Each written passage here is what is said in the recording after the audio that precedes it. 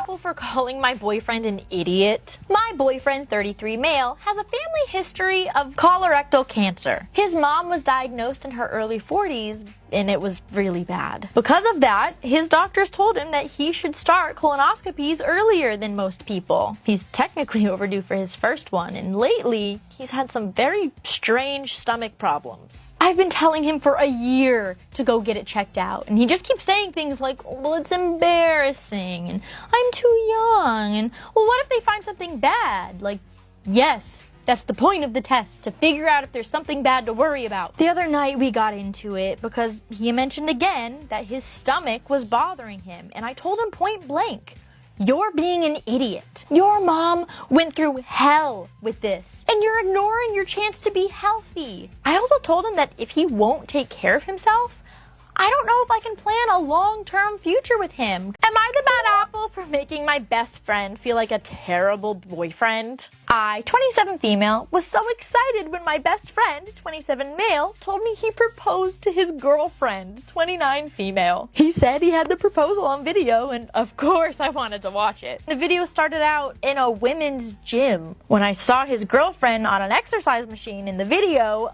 I had a really bad feeling. She looked shocked when he proposed. She said yes, but she only looked happy for about 2 minutes, and the rest of the time she gave a very insincere smile. My best friend expressed frustration that his fiance confessed she wasn't happy with the proposal after he asked why she looked so sad. He was venting to me about it, and that's how I would feel if a guy proposed to me while I was at the gym. I said I would hate it. I said I don't want to be proposed to when I'm sweaty and stinky at the gym. I understood why she was disappointed. Well, now my best friend called me shallow and a bad friend. Am I the bad apple for calling my friend ugly? My friend, 19 female, downloaded dating apps like Tinder and Hinge. For reference, she's the type to always say how much she wants a boyfriend and talk about wanting to do couple things and just feels so lonely single, blah, blah, blah, blah, blah. She's also, in my opinion at least, very normal and average looking. She's been complaining to me that almost all the men on the apps are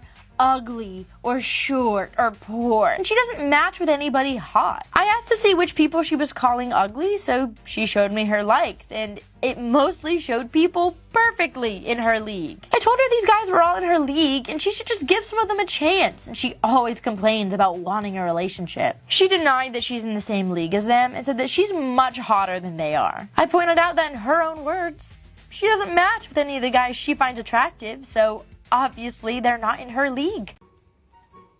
Are you Jessica? Yeah, Miss Jones. Is there something I can help you with? You just slapped me! Miss Jones, what are you doing? That was for hurting my daughter. Miss Jones, back away from the student. Connor, can you please go ask Miss Smith to call security? Okay. This was the floozy my daughter's boyfriend cheated on her with, and she is devastated. That wasn't me. That was Jessica S. I'm Jessica J. Oh. Shoot. Do you happen to know what class? You need to leave now. The police are waiting at the front entrance. Am I the bad apple for causing a scene at the water park? I can't swim. I just never learned how. The other day was my birthday, and my boyfriend and I made plans to go to a local amusement park with a built-in water park included. My boyfriend been telling me how much he really wanted to go to a water park with me, so we gave it a shot. After starting out on the climbable slide portion of the water park, we grabbed a couple of inner tubes and hit the lazy river. My boyfriend assured me he would make sure I was safe and that I felt safe. We went around for a couple of laps, and I was having a blast. He flipped me over. I screamed out his name and I fell head first into the water. I was only under the water for a couple of seconds, but I still panicked. I caught myself and rose to the top, and I was pissed. My boyfriend was smiling like an imbecile, and I gave him the death glare. You're not funny. I told you not to do that how many times, and you still did it. It's not funny. My boyfriend just laughed and told me that I was overreacting. Am I the bad apple for choosing my job over my girlfriend? I, 25 female, am in a pretty tight situation in my industry where there's a lack of work opportunities, and I have to scramble and compete with my own co-workers to get an assignment. I basically plan to take my girlfriend, 24 female, on a yes day for her birthday this Sunday. Essentially, she has nighttime plans with her girlfriends on Saturday for her birthday, as well as plans with her family during the day, which I made a point to attend and make sure not to work so that I could be present with her family. However, I recently got an offer to take on a project that would not only help me meet my quota for the week, but would also guarantee a stable day of work per week if I accept, but would go to another coworker if I didn't start right away, which would be this weekend. I ended up having to tell my girlfriend that the yes day wouldn't be able to happen this weekend, but we could try to rain check as soon as possible, and I promised to make it up to her. I was today years old when I learned that all the peppers are the same. You know, the red peppers, the yellow peppers, the orange peppers, the green peppers, they're all the same pepper, just in different stages of the ripeness journey. I had no idea. At least that's what someone told me. If they're lying, let me know.